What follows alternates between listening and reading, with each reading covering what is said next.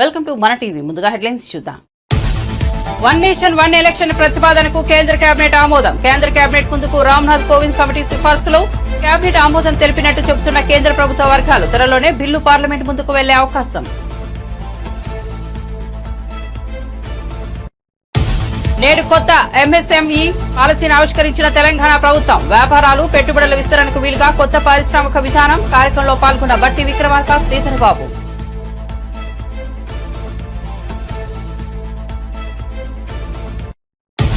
CM Chandrababu అధ్యక్షతన AP cabinet భేటీ. సమావేశం వివరాలను మీడియాకు తెలిపిన మంత్రి పార్థసారథి. వాలంటీర్ల కాలపరిమితి గతేడాదే ముగిసిందని వెల్లడి. కానీ జగన్ వాలంటీర్ల సర్వీస్ ను పొడిగించలేదని ఆరోపణ. చంద్రబాబు తగిన నిర్ణయం తీసుకుంటారని స్పష్టీకరణ. వాస్తవాలు మాట్లాడితే ఉగ్రవాది అంటారా అన్న షర్మిల. రాహుల్ గాంధీని టెర్రరిస్ట్ అన్న బీజేపీ నేతలు. విజయవాడలో కాంగ్రెస్ పార్టీ ధర్నా. బీజేపీ మతతత్వ పార్టీ అంటూ షర్మిల విమర్శలు.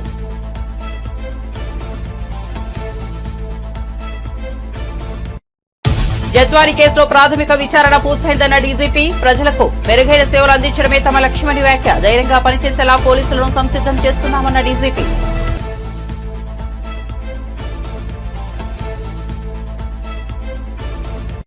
బీఆర్ఎస్ పార్టీకి షాక్ ఇచ్చిన హైకోర్టు. నల్గొండలోని బీఆర్ఎస్ పార్టీ కార్యాలయాన్ని కూల్చేయాలని హైకోర్టు ఆదేశం. కూల్చివేతలకు 15 రోజుల గడువు విధింపు. బీఆర్ఎస్ కు 1,00,000 జరిమానా.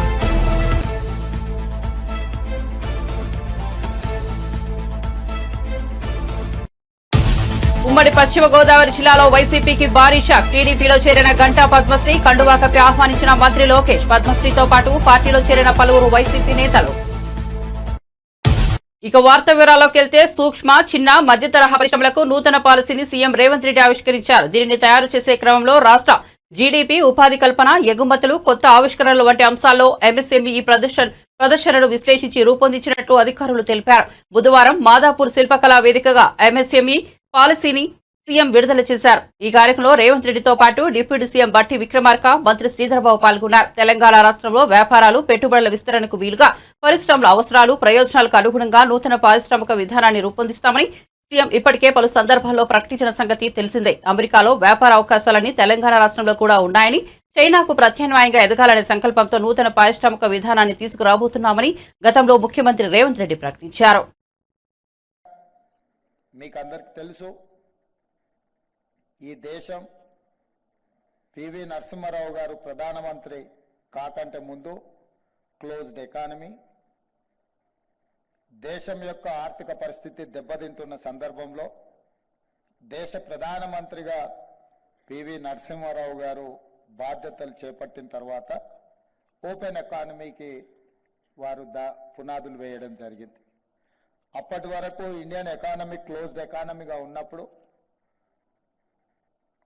అంతర్జాతీయ స్థాయి పెట్టుబడులు కానీ, వేగంగా పరిశ్రమల విధానం కానీ రాలేదు. స్వతంత్రం వచ్చిన తర్వాత ఎడ్యుకేషన్ రెవల్యూషన్, అగ్రికల్చర్ రెవల్యూషన్ వచ్చింది, కానీ ఇండస్ట్రియల్ రెవల్యూషన్ని మనం సరైన విధంగా అందిపుచ్చుకోకపోవడం వల్ల పరిశ్రమలను ఏర్పాటు చేయడంలో మన దేశం కొంత వెనుకబడ్డది. కానీ పివి నరసింహారావు గారు ఈ దేశానికి ప్రధానమంత్రి అయిన తర్వాత ఇండస్ట్రియల్ పాలసీలో తీసుకొచ్చిన మార్పులు, పెట్టుబడుల విధానంలో తీసుకొచ్చిన సరళీకృత విధానాలు, క్లోజ్డ్ ఎకానమీగా ఉన్న ఇండియన్ ఎకానమీ ఓపెన్ ఎకానమీగా ఎల్పీజీ, లిబరలైజేషన్, ప్రైవేటైజేషన్, గ్లోబలైజేషన్, అంటే ప్రపంచంతో మనం పోటీ పడే విధంగా మన విధి విధానాలను మార్చి, ఆనాడు వారు ప్రధానమంత్రిగా, శ్రీ మన్మోహన్ సింగ్ గారు ఆర్థిక మంత్రిగా ఈ దేశంలో గొప్ప విధానాలను తీసుకురావడంతో ఈరోజు భారతదేశము ప్రపంచ దేశాలతో పోటీ పడగలిగిన స్థాయికి మనం ఈరోజు రాణించినాం. ఆ పివి నరసింహారావు గారు మంతని శాసనసభ నియోజకవర్గం నుంచి వారు శాసనసభ్యులుగా పనిచేసి తెలంగాణ రాష్ట్రానికి ముఖ్యమంత్రిగా ప్రాతినిధ్యం వహించారు. వారి తర్వాత మళ్ళీ ఈనాడు అదే మంతని శాసనసభ నియోజకవర్గం నుంచి మిత్రుడు దుద్దిల్ల శ్రీధర్ బాబు గారు ప్రాతినిధ్యం వహిస్తూ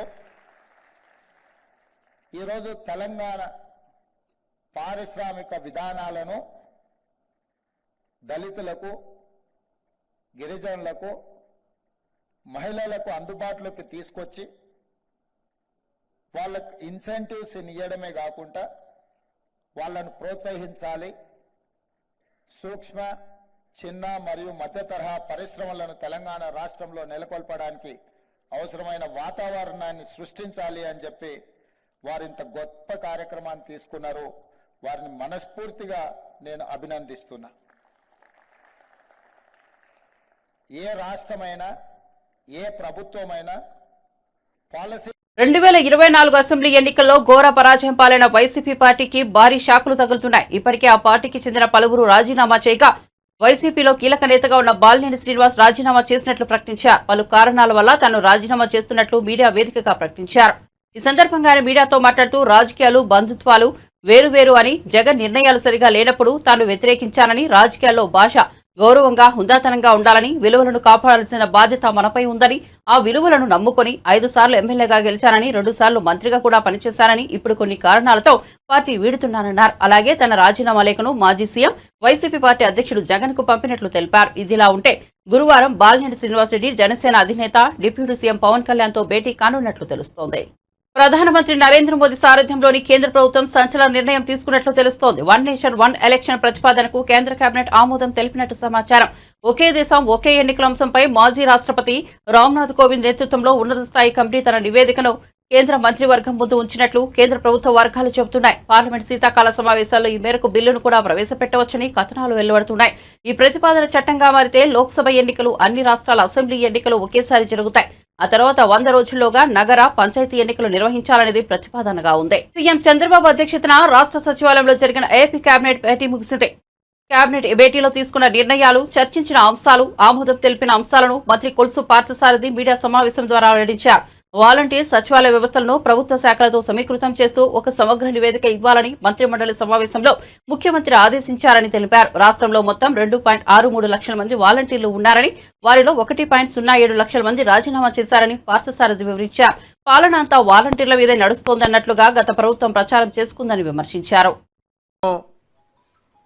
వాలంటీర్లు మోసం చేసిందో కూడా వారే చెప్పాల్సిన అవసరం ఉంది. ఏదేమైనా కూడా సమగ్రమైన రిపోర్ట్తో రమ్మని చెప్పేసి ముఖ్యమంత్రి గారు మంత్రిమండలి ఆదేశించడం జరిగింది. సంబంధిత శాఖని తప్పకుండా తర్వాత నెక్స్ట్ వారి గురించి తగు నిర్ణయం తీసుకుంటుందని చెప్పేసి కూడా మనం చేస్తాం. నేను అదేవిధంగా జిఓ నెంబర్ 6 and 7 సచివాలయం ఉద్యోగస్తులకి, వాలంటీర్లకి ప్రతి నెల 200 రూపాయల ఆర్థిక సహాయం చేయబడింది. దేనికోసమంటే న్యూస్ పేపర్ కొనుక్కోవటం కోసం. న్యూస్ పేపర్ కొనుక్కోవటం కోసం 200 రూపాయలు ప్రతి ఒక్కరికి కూడా ఆర్థిక సాయం చేయడం జరిగింది. ఆ జియోని ఈరోజు విత్డ్రా చేసుకోవడం కూడా జరిగిందని చెప్పేసి మనం చేస్తాం. ఎందుకంటే సోషల్ మీడియా ద్వారా ఏ వార్తకైనా సరే యాక్సెస్ ప్రతి ఒక్కరికి కూడా ఉంటుంది. ప్రత్యేకంగా వీళ్ళంతా ఉద్యోగస్తులు కాబట్టి అది పెద్ద సమస్య కాదు. సోషల్ మీడియాలో అన్ని పేపర్లు అందుబాటులో ఉంటున్నాయి, అన్ని వార్తలు అందుబాటులో ఉంటున్నాయి. అంతేకాకుండా ఇక్కడ సంవత్సరానికి 102 కోట్ల రూపాయలు ఖర్చు చేయడం జరిగింది. ఈ 102 కోట్ల ద్వారా మాకున్న సమాచారం ఏంటంటే కేవలం ఒకే ఒక పత్రికని కొనడం జరిగిందని చెప్పేసి చెబుతా ఉన్నారు. ఈ విధంగా ఏ విధంగా ఇటువంటి ఉత్తర్వులు ఇచ్చారు, ఈ 102 కోట్లు ఏ పత్రికకి లబ్ధి చేకూరింది, ఉద్దేశపూర్వకంగా జరిగిందా లేకపోతే ఏ విధంగా జరిగింది? ఎందుకంటే మాకున్న సమాచారం ఏ ఇతర పత్రికను కూడా ఈ సచివాలయ ఉద్యోగస్తులు కానీ ఈ వాలంటీర్లు కానీ కొన్నట్లు ఎక్కడ సమాచారం లేదు. కాబట్టి ఏ విధంగా జరిగింది, మోడస్ ఆపరేషన్ ఏంటి, ఎందుకు ఇచ్చారు, దీని ద్వారా ఈ సంవత్సరానికి 102 కోట్ల రూపాయలు ఏ పేపర్కి లేతే ఏ మీడియాకి లబ్ధి చేకూరిందో కూడా సమగ్రమైన సమాచారాన్ని అందించమని చెప్పేసి కూడా చెప్పడం జరిగిందని చెప్పేసి, రిపోర్ట్ ఇవ్వమని చెప్పేసి ఆదేశించడం కూడా జరిగిందని చెప్పేసి మనం చేస్తాను.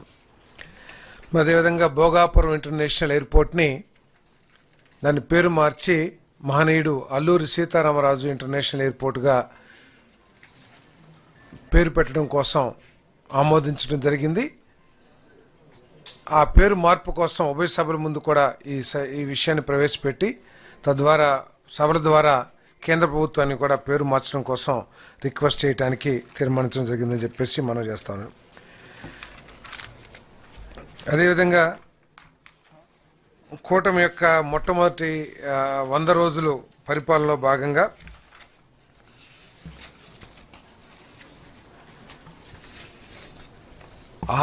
ప్రజల ఆరోగ్యానికి అత్యంత ప్రాధాన్యతనిస్తూ ST elevation myocardial infarction STEMI Mumbai heroine Jethwani case ప్రకంపనలు సృష్టిస్తున్న సంగతి తెలిసిందే. ఈ కేసు నేపథ్యంలో 3 ఐపీఎస్ అధికారులు ఏపీ ప్రభుత్వం సస్పెండ్ చేసింది. మరోవైపు ఈ అంశంపై ఏపీ డీజీపీ ద్వారకా తిరుమలరావు స్పందిస్తూ జత్వాని కేసులో ప్రాథమిక విచారణ పూర్తయిందని, ఈ కేసులో ఇంకా లోతైన విచారణ జరగాల్సి ఉందని చెప్పారు. ప్రజలకు మెరుగైన సేవలు అందించడమే తమ లక్ష్యమని అన్నారు. లైంగిక దాడులు నివారించడం కోసం ప్రజల్లో అవగాహన కల్పిస్తున్నామని చెప్పారు. ఏలూరులో మీడియాతో మాట్లాడుతూ ఆయన ఈ వ్యాఖ్యలు చేశారు.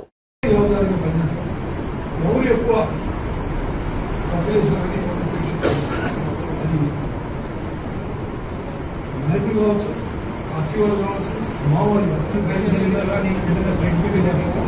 అదేవిధంగా క్రైమ్ స్టడీస్ గురించి అంటే నార్మల్గా మర్డర్ కేసు అయితే దానికి అవగాహన సీనియర్ చెప్పారు. ప్రజల నుంచి కూడా అవసరమైన సలహా తీసుకోండి, సజెషన్స్ ఏదైనా సలహాలు తీసుకొని మీరు చెప్పిన ఆ దృష్టిలో తీసుకున్నారు. అది ఎలా ఉందని ఇన్ఫర్మేషన్ తెలుసుకోవాలి. ఏంటంటే మధ్యకాలంలో మౌంటైన్ ఎస్ఐ మారిపోతాం, ఎక్స్పోర్ట్ మారిపోతాం, టైం పడుతుంది. ఖచ్చితంగా మార్పు కనిపిస్తుంది. మీరు ఎక్కువ నిర్ణయం సాధించుకోవాలి, కొంచెం టైం పడుతుంది. మీకు ఖచ్చితంగా కనిపిస్తుంది. నిర్మూలిస్తాం చెప్పడం కూడా మొత్తం ఏపీని వ్యవసాయ రాష్ట్రంగా తయారు చేయడానికి టైం పడుతుంది. Takes time. 100 రోజులు ఏంటంటే ఫోకస్గా చేయడం. ఫర్ ఎగ్జాంపుల్ ఇది సాల్వ్ చేసేసాం సిడిఎస్ఐ సమస్య. సో దాన్ని మాట్లాడగా అదేవిధంగా కాలేజీ స్కూల్స్కి మొబైల్ పెట్టి అవగాహన కార్యక్రమాలు చేస్తూ ఉన్నారు. ఫర్ ఎగ్జాంపుల్ ఇలాగా విజయనగరం ఎస్పీ చెప్తా ఉన్నారు. సంకల్పం అనేటువంటి ఒక ప్రోగ్రామ్ తీసుకొని జిల్లాలో కాలేజీ దగ్గర పెట్టి వాళ్ళకి అవగాహన. ఈరోజు విశాఖపట్నం ఫీల్డ్ విజిట్లో భాగంగా విశాఖపట్నం కమిషనరేట్ అందులోనూ అదేవిధంగా విశాఖపట్నం రేంజ్ సంబంధ అన్ని జిల్లాలకు సంబంధించి పోలీసింగ్ ఫీల్డ్ కేంద్రంగా ఉంది. నిరాధార జరుగుతున్నాయి. కాంగ్రెస్ పార్టీ అగ్రనేత రాహుల్ గాంధీ పెద్ద టెర్రరిస్ట్ అంటూ బీజేపీ, శివసేన పార్టీలకు చెందిన నేతలు చేసిన వ్యాఖ్యలపై ఏపీసీసీ అధ్యక్షురాలు షర్మిల మండిపడ్డారు. వీరి వ్యాఖ్యలకు నిరసనగా విజయవాడలో కాంగ్రెస్ పార్టీ ధర్నా నిర్వహించింది. ఈ కార్యక్రమంలో షర్మిల, మస్తాన్ వలి, జేడీ శీలం, కొలనుకొండ శివాజీ తదితరులు పాల్గొన్నారు. మోదీ కేడి, మోదీ కిలాడి అంటూ ఈ సందర్భంగా వీరు నినాదాలు చేశారు. షర్మిల మాట్లాడుతూ రాహుల్ గాంధీపై బీజేపీ, శివసేన నేతల వ్యాఖ్యలను ఖండిస్తున్నారని చెప్పారు. రాహుల్ గాంధీ వాస్తవాలు మాట్లాడితే టెర్రరిస్ట్ అంటారా అని ఆగ్రహం వ్యక్తం చేశారు. దేశానికి స్వాతంత్ర్యం తెచ్చిన పార్టీ కాంగ్రెస్ అని, ఉగ్రవాదులకు ఇందిరాగాంధీ, రాజీవ్ గాంధీ బలయ్యారని చెప్పారు. బీజేపీ, శివసేన మతతత్వ పార్టీలని, ఆ పార్టీ నేతలు మతం మంటలు రేపి అందులో చలి కాచుకుంటున్నారని విమర్శించారు. రాహుల్ అడిగిన ప్రశ్నలను సమాధానాలు చెప్పే ధైర్యం బీజేపీకి ఉందా అని ప్రశ్నించారు. అడుగున ఉన్న వర్గాలకు చెందిన వారు ఉన్నారు. కేంద్ర ప్రభుత్వంలో పెద్ద పెద్ద పోస్టులలో ఉన్న వాళ్ళు ఎస్సీలు, ఎస్టీలు ఎంతమంది ఉన్నారు? బీజేపీ పార్టీకి వీళ్ళ మీద ప్రేమ ఉంటే మరి ఈ వర్గాలకు చెందిన విద్యార్థుల స్కాలర్షిప్లు ఎందుకు తగ్గిస్తున్నారు? దళిత మహిళలు, ప్రభుత్వ పథకాల నుంచి లబ్ధి పొందే వాళ్ళ శాతము ఎందుకు తగ్గిస్తున్నారు? ఇదంతా చేస్తున్నది బీజేపీ పార్టీ కదా? గత 10 సంవత్సరాలలో బీజేపీ పార్టీ అధికారంలో ఉంటే దళితుల మీద జరిగిన దాడులు 15% నుంచి 32%కి పెరిగాయి. ఇది తీవ్రవాదం కాదా? బీజేపీ పార్టీ సమాధానం చెప్పాలి. కశ్మీర్ నుంచి కన్యాకుమారి దాకా వేల కిలోమీటర్లు ధైర్యాన్ని నింపడానికి, సోదర భావాన్ని నింపడానికి రాహుల్ గాంధీ గారు పాదయాత్ర చేశారు.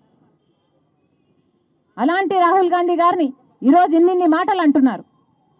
నిజానికి ఈరోజు రాహుల్ గాంధీ గారికి భయపడుతోంది బీజేపీ పార్టీ.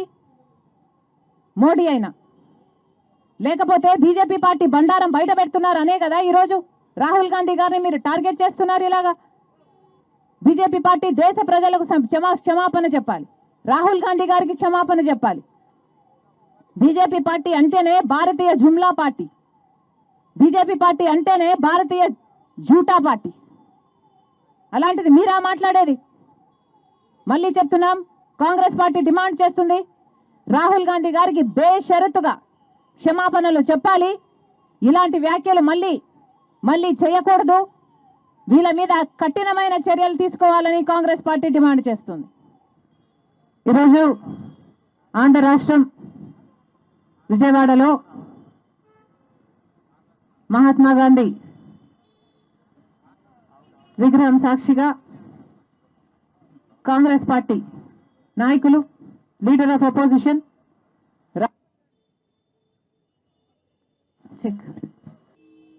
రాహుల్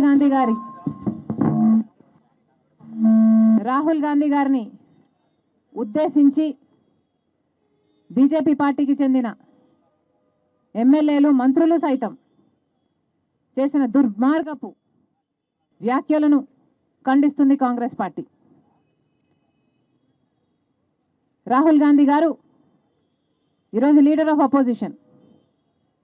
అలాంటి కాంగ్రెస్ పార్టీ నాయకుడిని పట్టుకొని బీజేపీ పార్టీ వాళ్ళు చేస్తున్న వ్యాఖ్యలైతేనేమి, టెర్రరిస్ట్ అని కానీ, రాహుల్ గాంధీ గారిని చంపేయాలి అని కానీ ఇలాంటి వ్యాఖ్యలు చేస్తున్నా కూడా బీజేపీ పార్టీకి చెందిన నాయకులు, మోడీ గారైనా అమిత్ షా గారైనా బీఆర్ఎస్ పార్టీకి తెలంగాణ హైకోర్టు పెద్ద షాక్ ఇచ్చింది. నల్గొండలోని బీఆర్ఎస్ పార్టీ కార్యాలయాన్ని కూల్చేయాలని ఆదేశించింది.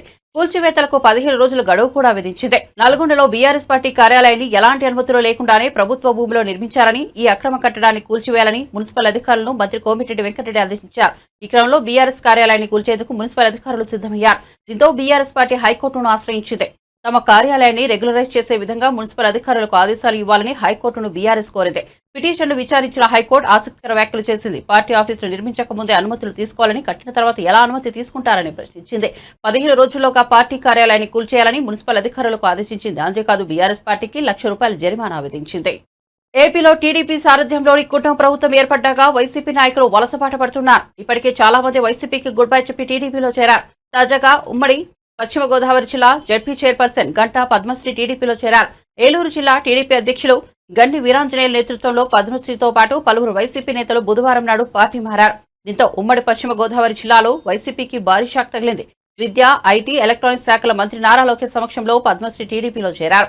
పద్మశ్రీ వైసీపీ జిల్లా బీసీసీఎల్ ప్రెసిడెంట్ గంటా వరప్రసాదరావు, పామర్తి అచ్యుత్ గౌడ్, ఈ అశోక్, ఎస్ కిషోర్, ఎస్ మురళీరెడ్డి కిషోర్ తదితరులకు మంత్రి లోకేష్ కండువా కప్పి టీడీపీలోకి ఆహ్వానించారు. ఉండవల్లిలోని మంత్రి లోకేష్ నివాసంలో ఈ చేరికలు జరిగాయి. అనంతరం మంత్రి లోకేష్ మాట్లాడుతూ ప్రజాప్రతినిధులు నిత్యం ప్రజలకు అందుబాటులో ఉండి సమస్యల పరిష్కారానికి కృషి చేయాలని సూచించారు.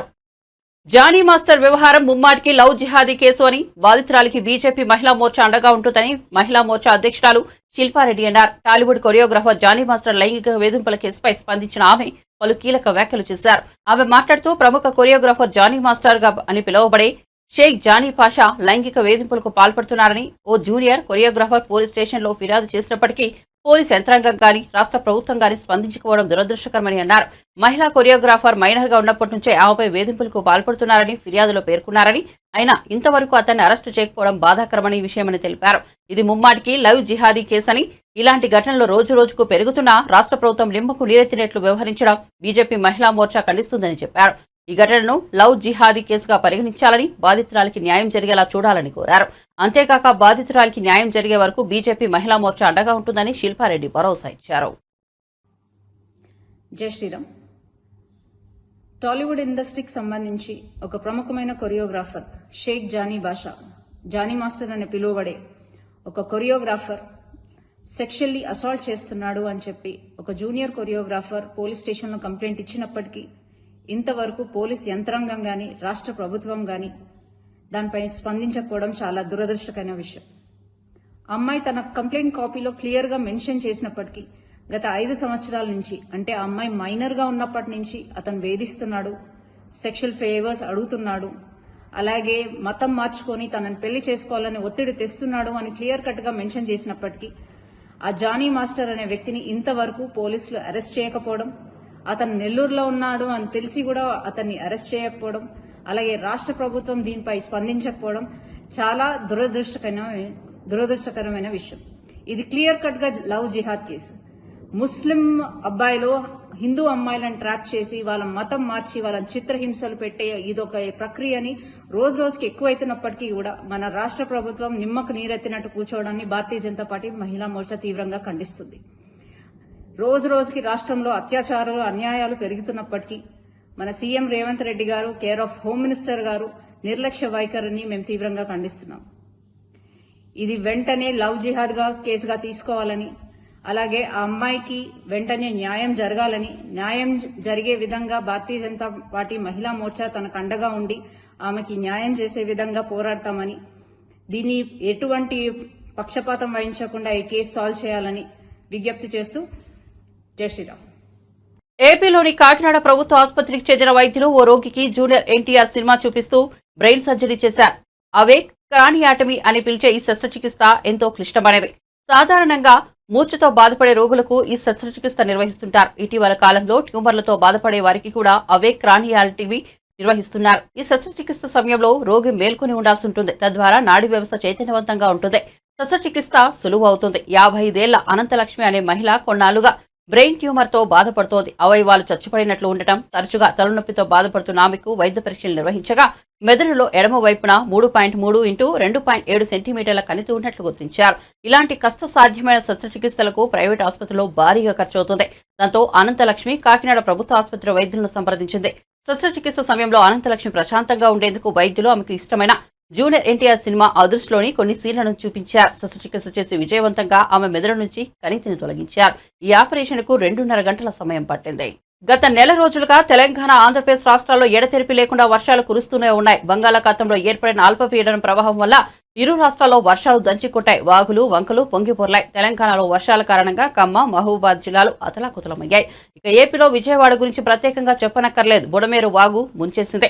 ఇప్పటికే అక్కడి ప్రజలు ఇంకా కోలుకోలేకపోతున్నారు. గత వారం రోజులుగా వరుణుడు కాస్త బ్రేక్ ఇచ్చారని సంతోషపడేలోగా ఐఎండీ మరో షాక్ న్యూస్ చెప్పింది. రాబోయే 3 రోజుల పాటు తెలుగు రాష్ట్రాల్లో వర్షాలు పడే అవకాశాలున్నాయని తెలిపింది. ఈ నేపథ్యంలో రాబోయే 3 రోజుల్లో తెలంగాణలో కొమురంభీం, ఆసిఫాబాద్, ఆదిలాబాద్, నిర్మల్, నిజామాబాద్, జగిత్యాల, మంచిర్యాల, రాజన్న సిరిసిల్ల, పెద్దపల్లి, కరీంనగర్, ములుగు, భద్రాద్రి కొత్తగూడెం, జయశంకర్ భూపాలపల్లి, వరంగల్, హన్మకొండ, జనగాం, మేడ్చల్, మల్కాజ్గిరి, హైదరాబాద్, రంగారెడ్డి జిల్లాలో మోస్తరు నుంచి తేలికపాటి వర్షాలు పడే ఛాన్స్ ఉందని హైదరాబాద్ వాతావరణ శాఖ తెలిపింది. అలాగే కొన్ని ప్రాంతాల్లో భిన్నమైన వాతావరణం ఉంటుందని, ఉదయం ఎండ, వెంటనే మేఘాలు, మళ్లీ ఎండ రావడం లాంటిది జరుగుతుందని వాతావరణ శాఖ తెలిపింది. బులెటిన్ ముగించే ముందు హెడ్లైన్స్ మరోసారి చూద్దాం. వన్ నేషన్ వన్ ఎలక్షన్ ప్రతిపాదనకు కేంద్ర కేబినెట్ ఆమోదం. కేంద్ర కేబినెట్ ముందుకు రామ్నాథ్ కోవింద్ కమిటీ సిఫార్సులు. కేబినెట్ ఆమోదం తెలిపినట్టు చెబుతున్న కేంద్ర ప్రభుత్వ వర్గాలు. త్వరలోనే బిల్లు పార్లమెంట్ ముందుకు వెళ్లే అవకాశం. నేడు కొత్త ఎంఎస్ఎంఈ పాలసీని ఆవిష్కరించిన తెలంగాణ ప్రభుత్వం. వ్యాపారాలు, పెట్టుబడుల విస్తరణకు వీలుగా కొత్త పారిశ్రామిక విధానం. కార్యక్రమంలో పాల్గొన్న బట్టి విక్రమార్క, శ్రీధర్ బాబు.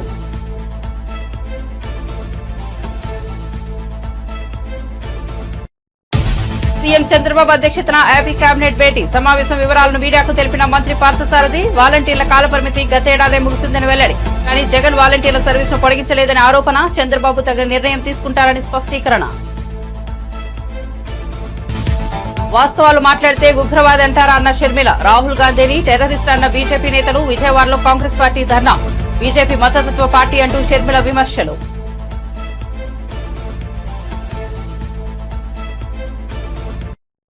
జత్వాని కేసులో ప్రాథమిక విచారణ పూర్తయిందన్న డీజీపీ. ప్రజలకు మెరుగైన సేవలు అందించడమే తమ లక్ష్యమని వ్యాఖ్య. ధైర్యంగా పనిచేసేలా పోలీసులను సంసిద్ధం చేస్తున్నామన్న డీజీపీ.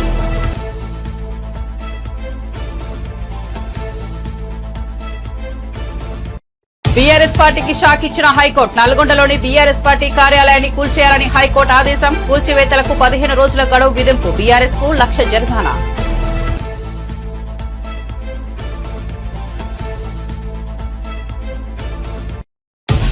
ఉమ్మడి పశ్చిమ గోదావరి జిల్లాలో వైసీపీకి భారీ షాక్. టీడీపీలో చేరిన గంటా పద్మశ్రీ. కండువాకపై ఆహ్వానించిన మంత్రి లోకేష్. పద్మశ్రీతో పాటు పార్టీలో చేరిన పలువురు వైసీపీ నేతలు. మరిన్ని అప్డేట్స్ కోసం చూస్తూనే ఉండండి మన టీవీ.